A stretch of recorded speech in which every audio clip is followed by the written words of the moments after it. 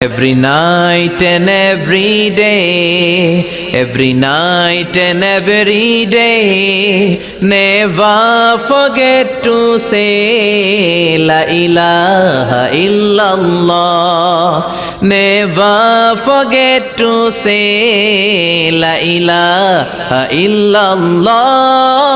Never forget to say La ilaha illallah.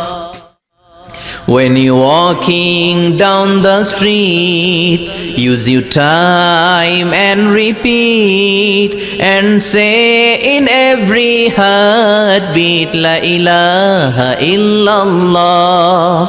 When you're walking down the street, use your time and repeat and say in every heartbeat La ilaha illallah. লিল্লাহি তাকবীর। আল কোরআনের আলো, আল কোরআনের আলো। আল্লাহ মহান আল্লাহ সুবহানাহু ওয়া তাআলার দরবারে লাখো কোটি শুকরিয়া জানাচ্ছি যে এই চমৎকার সৃষ্টি ডক্টর মিজানুর রহমান হাফিজাহুল্লাহ এক নজরে কোরআন at a glance of holy কোরআনের শুভ উদ্বোধন আমরা পর্যবেক্ষণ করছি। আজকের এই চার দেয়ালের ভেতরে এই অনবদ্য সৃষ্টিটি সারা পৃথিবীর বাংলা ভাষাভাষীদের হাতে পৌঁছবে, এটিই হচ্ছে আমাদের আশা এবং প্রত্যাশা। আমরা অনেক অনেক মোবারকবাদ জানাচ্ছি এই আয়োজনকে রাঙিয়ে তুলবার জন্যে নিজেদের সময়কে স্যাক্রিফাইস করে যারা এসছেন। অনেক অনেক শুভকামনা আপনাদের সবার জন্যে। মাশা আল্লাহ, জাযাকাল্লাহ, হায়াকাল্লাহ, বারাকাল্লাহ। অনেক অনেক ধন্যবাদ সম্মানিত অতিথি আপনাদের। বিসমিল্লাহ ওয়াসসালাতু ওয়াসসালামু আলা রাসূলিল্লাহ ওয়া বা'দ। আমরা আল্লাহর দরবারে শুকরিয়া আদায় করছি যে আল্লাহ তাআলা আজকে আমাদেরকে এই এক নজরে কোরআন বইয়ের বুক লঞ্চিং সেরিমনিতে হোটেল শেরাটনের এই বলরুমে একত্রিত হওয়ার সুযোগ করে দিয়েছেন। আমরা পড়ছি আলহামদুলিল্লাহ। প্রতিশ্রুতিশীল প্রকাশনা সংস্থা সত্যায়ন প্রকাশনকে আমি অন্তরের অন্তঃস্থল থেকে মোবারকবাদ জানাতে চাই এরকম চমৎকার একটি প্রোগ্রামের আয়োজন করবার জন্য এবং দেশের প্রথিতযশা আলেমী দ্বীন, শিক্ষাবিদ সবাইকে একটা প্ল্যাটফর্মে একত্রিত করবার জন্য। আজকের প্রোগ্রামে আপনারা যারা উপস্থিত হয়েছেন আমি আপনাদের সবাইকে অন্তরের অন্তঃস্থল থেকে শুভেচ্ছা জানাতে চাই। আজকের প্রোগ্রামে উপস্থিত হয়েছেন এদেশের প্রথিতযশা আলেমী দ্বীন, শিক্ষাবিদ, সাহিত্যিক, কবি, সামাজিক, ধর্মীয় এবং রাজনৈতিক নেতৃবৃন্দ সহ পুরো সত্যায়নের টিম। আমি আপনাদের প্রত্যেককে আবারও আন্তরিক মোবারকবাদ এবং অভিনন্দন জানিয়ে শুরু করছি। প্রিয় সুধী, আল্লাহর দরবারে শুকরিয়া যে এরকম একটি বড় কাজ আমরা শেষ করতে পেরেছি। আল্লাহ তাআলা আল কোরআন আল কারীমকে তিনি গোটা বিশ্ববাসীর জন্য রিমাইন্ডার বা হেদায়েত করে প্রেরণ করেছেন। মুসলিম অমুসলিম নির্বিশেষে আমরা অনেক সময় এই ব্যাপারটিকে এভাবে প্রেজেন্ট করি না।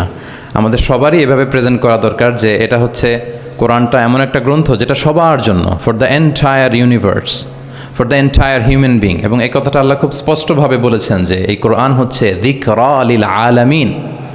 এটা হচ্ছে reminder for the entire universe. সবার জন্য এখানে রিমাইন্ডার আছে, উপদেশ আছে, মুসলিম অমুসলিম নির্বিশেষে। এবং পাশাপাশি এই কিতাবটি সর্বশেষ আসমানি কিতাব আল কোরআন আল কারীম, এটি পৃথিবীর সবচাইতে, আমি প্রায় বলি যে সবচাইতে ইন্টারেক্টিভ একটা কিতাব, লাইফ ওরিয়েন্টেড একটা কিতাব, জীবন ঘনিষ্ঠ। এর চেয়ে বড় জীবন ঘনিষ্ঠ কিতাব আর হয় না।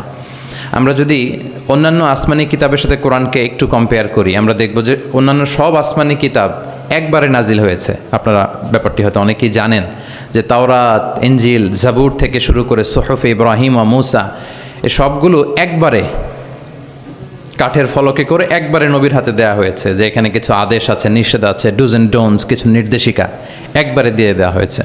কিন্তু কোরআন হচ্ছে একেবারে ব্যতিক্রম, একবারে আসেনি, 23 বছরের একটা লং পিরিয়ড অফ টাইমে এসেছে। রাসূল সাল্লাল্লাহু আলাইহি ওয়াসাল্লাম ওনার জীবনে, সমাজে, পরিবারে, রাষ্ট্রীয় পরিমণ্ডলে যখনই কোনো সংকটের মুখোমুখি হয়েছেন তখনই সমাধান হয়ে হাজির হয়েছে কোরআন। তিনি পরিবারে সংকটের মুখোমুখি হয়েছেন, কোরআন এসেছে। ফ্যামিলি অ্যাফেয়ার্স নিয়ে চাপে আছেন, কোরআনে এসেছে। মদিনার বাজারে কিছু নিয়ে ডিল করছেন, সমস্যা, কোরআন নাজিল হয়েছে।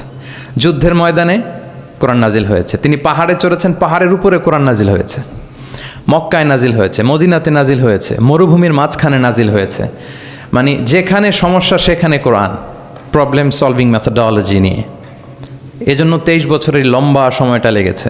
এজন্য এটা খুবই লাইফ ওরিয়েন্টেড, জীবন ঘনিষ্ঠ, ইন্টারেক্টিভ একটা কিতাব। মানুষের সাথে খুবই ইন্টারেক্ট করে কোরআন, যেখানে আমাদের সমস্যা ওখানে কোরআন এসেছে। এবং এটাকে আল্লাহ তাআলা ক্রাইটেরিয়ান বলেছেন এই কোরআনকে, আল ফুরকান, অর্থাৎ the criterion two differentiate between right and রং, সত্য মিথ্যার মধ্যে পার্থক্য করে দেয়। ইউফারিকু বাইনাল হাক্কি ওয়াল বাতিল। আমরা কোরআনের লেন্স দিয়ে যদি দুনিয়া পরখ করি, তাহলে কোনটা সত্য কোনটা মিথ্যা খুব সহজে বুঝতে পারবো, দিবালোকের মতো স্পষ্ট হয়ে যাবে। সো এই জন্য কোরআন স্টাডি করা, কোরআন পড়া, কোরআনের সাথে আমাদের সম্পর্ককে মজবুত করা, এই দিকে যেন আমরা একটু যত্নবান হই। এই ছোট্ট একটি রিমাইন্ডার দিয়ে আমি আমার মূল কথা শুরু করছি। প্রিয় সুধী, এক নজরে কোরআন নামে যেই নতুন গ্রন্থটি প্রকাশিত হলো, আপনাদের সামনে সবার সামনে শোভা পাচ্ছে। আমরা কি করেছি এই বইতে একটু করে আপনাদের সাথে শেয়ার করতে চাই। এখানে বেসিকলি আমি কোরআনের 114 সূরার, কোরআনের 114টি সূরার সার নির্যাসকে নিয়ে এসেছি। The cream of the creams এখানে পাওয়া যাবে, সিনোপসিস অফ দ্য এন্টায়ার কোরআন। পুরো কোরআনকে যদি সামারি করা হয় বা কোরআনের কি ফ্যাক্টগুলোকে যদি নোট ডাউন করা হয়, ওইটাকে যদি সুন্দর করে ডিজাইন করে সাজানো হয়, তাহলে যেটা হবে সেটাই হচ্ছে এক নজরে কোরআন। এই কাজটা আমরা করার চেষ্টা করেছি। এবং এই বইতে কোরআনের তথ্যগুলো, মেসেজগুলো আমরা খুব সহজ ঝরঝরে বাংলা ভাষায়, যেটা পড়তে কষ্ট হবে না বা বোরিং ফিল হবে না, একাধিকবার সম্পাদনা করে করে এটাকে পলিশড করে একটা ঝরঝরে বাংলায় আমরা উপস্থাপনের চেষ্টা করেছি। এবং সবচেয়ে মজার ব্যাপার হচ্ছে, কোরআন নিয়ে এই ধরনের কাজ খুব কম। কোরআনের যে কোর মেসেজগুলো, এগুলোকে ইনফোগ্রাফি দিয়ে ফুটিয়ে তোলা হয়েছে। ইনফোগ্রাফিতে আমাদের একটা আকর্ষণ থাকে, দেখলে সহজ লাগে, বুঝতে খুব সহজ লাগে, এবং পাঠকদের সুবিধার্থে ছক বিন্যাস করে কোরআনের মেসেজগুলো এখানে আমরা উপস্থাপনের চেষ্টা করেছি। তো আমি আশা করি যে এই বইটি আপনাদের সকলের, যারা মাদ্রাসা ব্যাকগ্রাউন্ডের কিংবা জেনারেল ব্যাকগ্রাউন্ডের, সকলের উপকার হবে। আর কারো উপকার হোক বা না হোক, আমার খুব উপকার হবে। আমার আজীবনের জন্য একটা নোট হয়ে গেল। আমি ভেবে দেখলাম যে আমি তো তাফসির করতে হয়, ফলে এখন থেকে আমি যে কোনো সূরার তাফসির করার আগে আমি একবার রিভিশন দিয়ে যাব এখান থেকে। মানে আমার জন্য একটা আজীবনের কাজ হয়ে গেছে। সত্যায়নকে আমি আবারও ধন্যবাদ জানাতে চাই যে আমার তাফসির প্রোগ্রামের যেই হোমওয়ার্ক বা ম্যাটেরিয়াল রেডি করা, এটা ওনারা সহজ করে দিলেন এই কাজের মধ্য দিয়ে। তো আমি বোধ করি এবং বিশ্বাস করি আমার যেহেতু উপকার হবে, আমাদের বক্তা ভাই যারা, দাঈ ইলাল্লাহ, খতিব, ইমাম, আলিয়া মাদ্রাসা কিংবা কামি মাদ্রাসার শিক্ষক, ছাত্রবৃন্দ, সবার এই বইটা বেশ উপকারে আসবে বলে আমি বিশ্বাস করি এবং আল্লাহর কাছে কামনা করি। কোরআনের শিক্ষাকে যে বিভিন্ন অ্যাঙ্গেল থেকে দেখা যায়, বিভিন্ন অ্যাঙ্গেল, হাজারো অ্যাঙ্গেল থেকে কোরআনকে স্টাডি করা যায়, তারই বেসিকলি একটা ক্ষুদ্র প্রয়াস হচ্ছে আমাদের এক নজরে কোরআন। আপনারা একটু পাতা উল্টালেই সেটা বুঝতে পারবেন। আমি 2-1 মিনিটে একটু বলি যে বইটা আমরা কিভাবে সাজিয়েছি। আমরা প্রত্যেকটা সূরাকে 16টা অ্যাঙ্গেল থেকে অ্যানালাইসিস করার চেষ্টা করেছি। শুরুতে আমরা সূরার সংক্ষিপ্ত পরিচিতি নিয়ে এসেছি। এটা অনেক জায়গায় দেখা যায়, আপনারা দেখবেন বিভিন্ন তাফসিরে, বিভিন্ন গ্রন্থে এটা পাওয়া যায়। আমরা এটা নিয়ে এসেছি সূরার সংক্ষিপ্ত পরিচিতি। এখানে সূরা কোথায় নাজিল হয়েছে, কখন নাজিল হয়েছে, সূরার আয়াত সংখ্যা কত, এই সূরার নাম, নামের অর্থ কী, এই নামের নেপথ্যের গল্পটা কী, পেছনের রহস্যটা কী। এই সূরার আবার যদি অন্যান্য অনেকগুলো নাম থাকে সেগুলো এক্সপ্লেইন করা, এটা আমরা নিয়ে এসেছি। আমরা প্রত্যেকটা সূরার শানে নুজুল উল্লেখ করেছি সহিহ হাদিস থেকে, তাফসির গ্রন্থগুলো থেকে রেফারেন্স দিয়ে। এবং প্রতিটা সূরার যে ভার্চু আছে, ফজিলাত, সেটা আমরা উল্লেখ করেছি সুন্নাহর ভিত্তিতে। পাশাপাশি মজার ব্যাপার হচ্ছে, প্রত্যেকটা সূরার শুরু এবং শেষের একটা সম্পর্ক আছে, যেটা আমরা অনেকে ধরতে পারি না। আল্লাহ কিন্তু র্যান্ডম কিছু বলে দেননি কোরআনে, সব কিছুর একটা কানেক্টিভিটি আছে। সো সূরার শুরু শেষের সম্পর্কটা কি, সেটা আমরা একটা সাব পয়েন্টে এনেছি। পাশাপাশি এই সূরার সাথে এই সূরার আগের সংযোগটা কোথায়, এবং এই সূরার সাথে ডিরেক্টলি এই সূরার পরে যে সূরাটা আসতেছে সেটার সংযোগটা কোথায়, সেটা আমরা এখানে নিয়ে এসেছি। পাশাপাশি সূরার মূল শিক্ষাগুলোকে আমরা কয়েকটা সেগমেন্টে ভাগ করেছি, বেসিকলি 3টা সেগমেন্টে। প্রত্যেকটা সূরার যে মূল বক্তব্য, মৌলিক কথাগুলো আমরা 3টা সেগমেন্টে নিয়ে এসেছি, যাতে সেগমেন্টগুলো দেখলেই একজন পাঠক, একজন শিক্ষার্থী সহজেই শিক্ষাগুলোকে আত্মস্থ করতে পারে। তারপরে গতিপথ নামে আমরা, এগুলো হচ্ছে আমাদের ইউনিকনেস, এরকম দেখা যায় না। প্রত্যেকটা সূরার মধ্যে গতিপথ নামে একটা টাইটেল আপনারা পাবেন।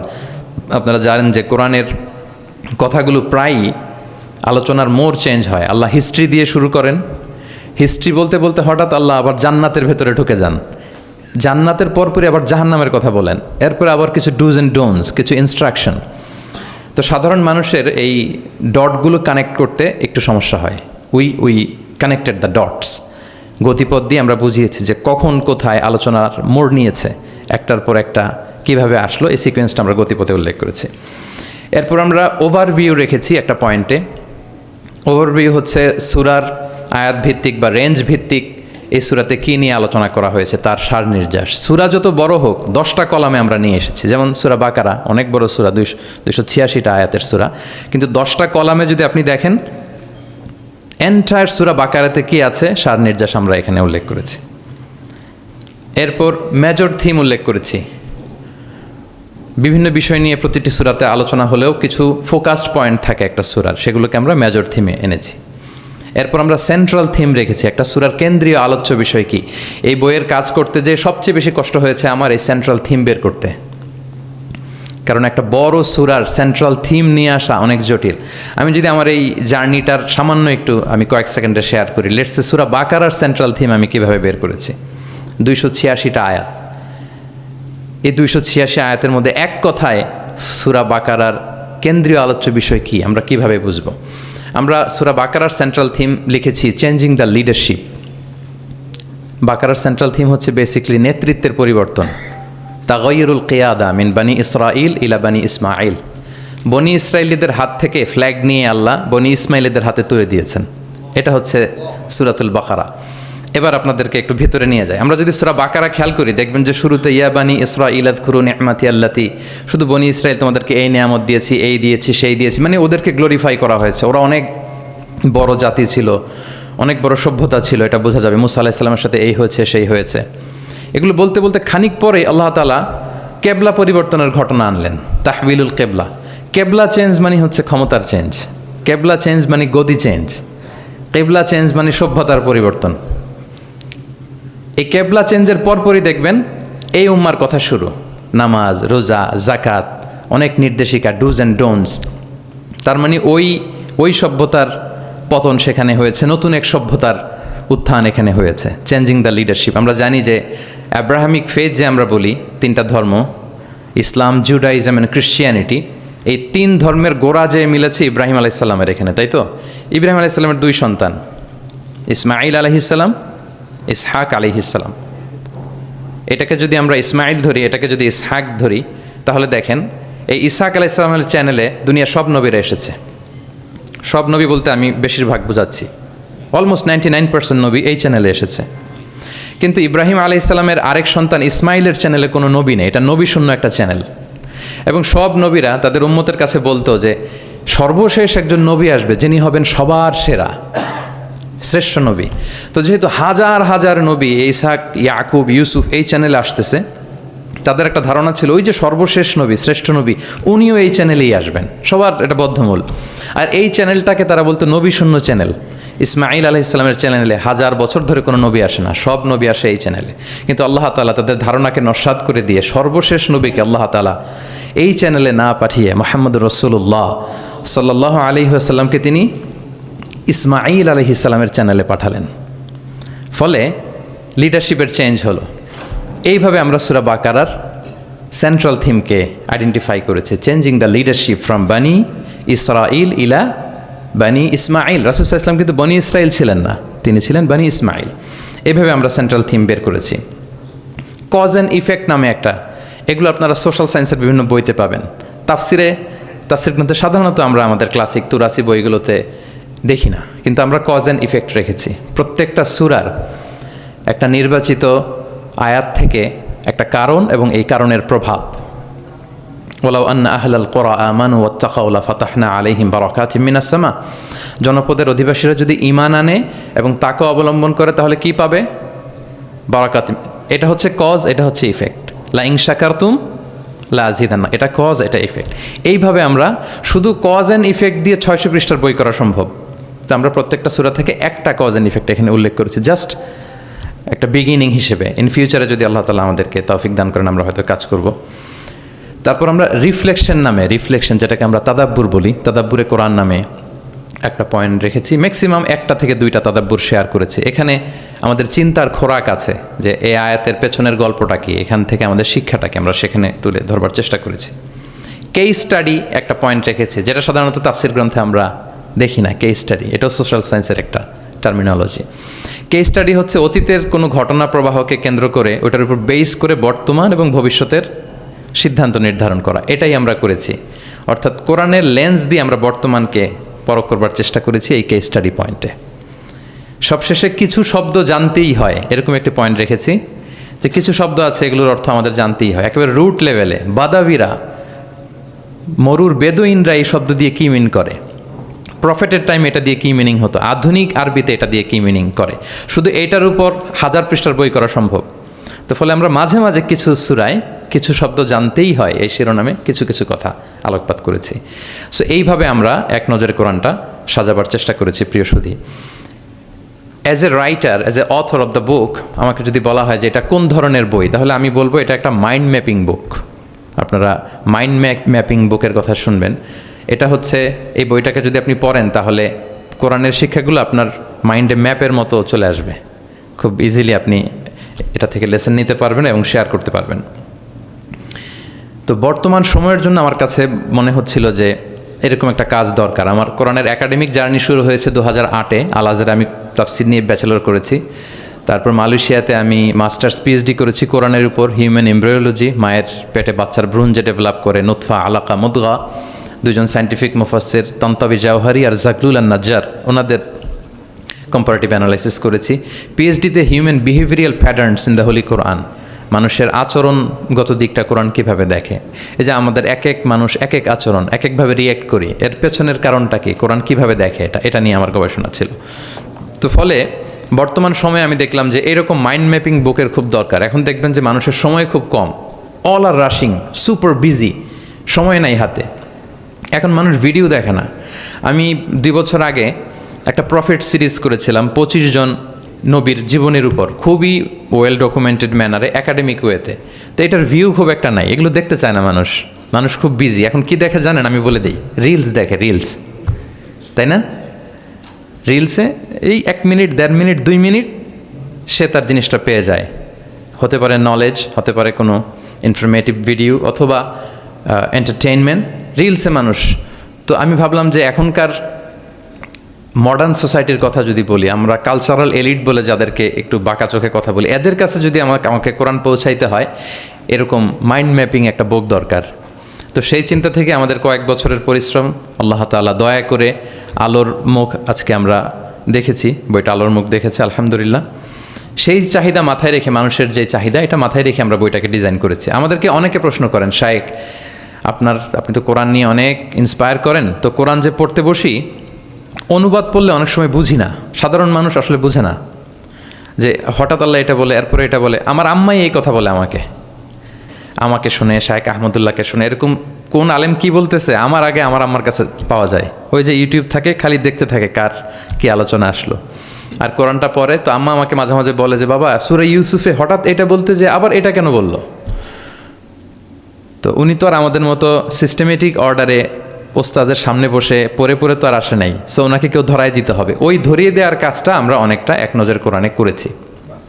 ফলে আমরা কোরআনের কোনো সূরার অনুবাদ পড়ার আগে, তাফসির পড়ার আগে, আমরা যদি এক নজরে কোরআন থেকে ওই সূরাটা একটু পড়ে নেই, আমার মনে হয় যে খুব সহজে আপনি সূরাটা ধরতে পারবেন। লেটসে আপনি প্ল্যান করেছেন এই রমাদানে আমরা সূরা ইয়াসিন, এই রমাদানে সূরা ইয়াসিনের বঙ্গানুবাদটা পড়বো, সূরা ইয়াসিনের তাফসির আমরা পড়বো তাফহিম থেকে, জিলাল থেকে, ইবনে কাসির থেকে, যে কোনো হোয়াটএভার ইট ইজ। আপনি সূরা ইয়াসিনের অনুবাদ এবং তাফসির পড়ার আগে যদি এক নজরে কোরআন থেকে জাস্ট 5 পৃষ্ঠা একটু পড়ে নেন, আপনি আগে থেকেই বুঝে যাবেন এই সূরায় কি কি আছে, কি কি বলা হচ্ছে, সেন্ট্রাল থিম কি, মেজর থিম কি, সার নির্যাসটা কি সূরা ইয়াসিনের, এখানে আপনি পেয়ে যাবেন। এরপর আপনি অনুবাদ পড়েন, সহজ, you will get an overall idea, সহজ হবে আপনার জন্য ইনশাআল্লাহ বিইذنিল্লাহ। তো আমি কয়েক বছর আরব বিশ্বে পড়াশোনা করেছি, আল আজহার ইউনিভার্সিটিতে, ওয়েস্টার্ন ওয়ার্ল্ডেও আমাদের বিভিন্ন লাইব্রেরিতে ভিজিট করার সুযোগ হয়েছে। তো ওখানে আমি দেখতাম যে খুব সুন্দর সুন্দর বই, অনেক সুন্দর বাইন্ডিং, ছাপা ভালো, পৃষ্ঠা ভালো, কালারফুল। মোস্ট রিসেন্টলি আমি একটা বই পড়ছি, মিরাজ মহিউদ্দিন নামে একজন Egyptian scholar, Harvard graduate, revelation নামে, অনেকে হয়তো দেখে থাকবেন। এত চমৎকার বই সিরাতের উপর আমি আমার পুরো জীবনীতে দেখিনি। হার্ভার্ড গ্রাজুয়েট সে, এমনভাবে সে সিরাতটাকে মানে ভিজুয়ালি প্রেজেন্ট করেছে, অবাক করা। তো আমার খুব ইচ্ছে ছিল যে ওয়াই নট বাংলাদেশে আমরা আমাদের এই পাবলিকেশন ইন্ডাস্ট্রি থেকে এরকম বই কেন হয় না। তো যেই প্রকাশকের সাথেই কথা বলি ওনারা বলে যে শায়েক আপনি তো জানেন না, এই দেশে মাথার চেয়ে পায়ের দাম নাকি বেশি। তাই আমি বললাম এটা আবার কী জিনিস? বলে যে পায়ে তো জুতা পরে, মানুষ জুতা কেনার জন্য অ্যাটলিস্ট 2000 টাকা বাজেট রাখে, মানে 2000 টাকার কমের নিচে নাকি জুতা হয় না এই দেশে ভালো জুতা। তো বলে যেই লোক 2000 টাকা দিয়ে জুতা কিনবে পায়ের জন্য, সে বই খুঁজে 600 পৃষ্ঠার বই হইতে হবে, দাম হইতে হবে 500 টাকার নিচে। তো এই ব্যাপারটা যৌক্তিক, আমাদের মধ্যে ওই কালচারটা গড়ে ওঠেনি। তো আমি আবারও সত্যায়ন প্রকাশনকে ধন্যবাদ জানাতে চাই। ওনাদের সাথে অনেক মিটিং করে অনেকভাবে বুঝিয়ে আমি ওনাদেরকে রাজি করেছি এবং ওনারাও অ্যাগ্রি করেছেন যে না শাক আপনি যেভাবে গাইড করবেন ওভাবেই আমরা বইটা করব। আপনারা দেখবেন যে 608 পৃষ্ঠার একটা বই, হার্ড কাভার, 4 কালারের কম্বিনেশন এবং মেট যে আর্ট পেপার, পুরো আর্ট পেপারে এই 608 পৃষ্ঠার বইকে আমরা এনেছি। তো আমার কাছে মনে হয় যে মডার্ন সোসাইটিতে আমাদের ইসলামের দাওয়া বা মেসেজগুলো পৌঁছাতে হলে আমাদের স্ট্র্যাটেজি একটু পাল্টাতে হবে। যেভাবে তাদের কাছে রিচ করা যায়, পৌঁছা যায়, আমাদের কন্টেন্ট যেমনি ভালো হইতে হবে, পাশাপাশি আমাদের বাধাই, আমাদের কাভার দেখলেই যাতে ভালো লাগে। আমার মনে হয় যে এই বইটা কেউ দেখে একটু নাড়াচাড়া করলেই সে এটা কালেক্ট করতে চাইবে। তো আমার তো আরও কয়েকটা পাবলিক ইভেন্ট আছে, আমি তো বিভাগীয় পর্যায়ে প্রোগ্রাম করছি, আমার ময়মনসিংহ এবং রাজশাহী বিভাগের প্রোগ্রাম বাকি। তো আমি সেখানেও আহ্বান জানাবো যে আপনারা কাইন্ডলি বইমেলায় যাবেন, যে বইটা শুধু দেখবেন, আমি কিনতে বলবো না কাউকে। তো এটার দাম যেহেতু একটু বেশি হয়ে যাচ্ছে, আমি প্ল্যান করতেছি যে আমাদের তো কিছু শুভাকাঙ্ক্ষী ভাই বন্ধু আছে, তাদেরকে বলবো যে কিনে কিনে বিতরণ করবেন। এলাকার কোনো ইমাম, খাতিব, কোনো বক্তা যেন বাকি না থাকে। কেউ না পেলে আমার সাথে যোগাযোগ করবেন, আমি নিজ টাকায় এটা বিতরণ করব। যদি আল্লাহ তাআলা এই ওসিলায় যদি আমাদেরকে কবুল করে, এটাই আমাদের জন্য অনেক বড় সৌভাগ্য। সবশেষে আপনারা অনেক ব্যস্ত মানুষ, এমন অল আর লাইক স্টার্স, এখানে নজুম, দেশ বরেণ্য এতগুলো পাবলিক ফিগার, এত প্রথিতযশা আলেমে দ্বীন, সাহিত্যিক, বুদ্ধিজীবীদেরকে এক প্ল্যাটফর্মে আনা এটা অনেক কঠিন। তারপরে আপনারা শুধু কোরআনের দিকে চিন্তা করে আপনারা সময় বের করে এসেছেন। আপনারা আমার অন্তরের অন্তঃস্থল থেকে শুভেচ্ছা জানবেন, ভালোবাসা জানবেন। আপনাদের সবাইকে আমি আবারও শুভেচ্ছা জানাচ্ছি, সত্যায়ন প্রকাশনকে শুভেচ্ছা জানাচ্ছি এবং আল্লাহ তাআলার কাছে এই ছোট্ট অ্যাপিলটুকু, দোয়াটুকু আল্লাহর কাছে করে যে রব্বানা তাকাব্বাল মিন্না ইন্নাকা আনতাস সামিউল আলিম ওয়া তুব আলাইনা ইয়া মাওলানা ইন্নাকা আনতাত তাওয়াবুর রহিম।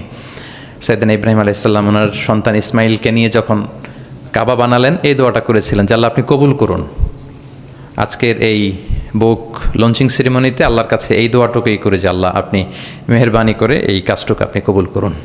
হাদা মা ইনদি ওয়াল ইলমু ইনদাল্লাহি আলাইহি তাওয়াক্কালতু ওয়া ইলাইহি উনীব। আসসালামু আলাইকুম ওয়া রাহমাতুল্লাহি ওয়া বারাকাতুহু।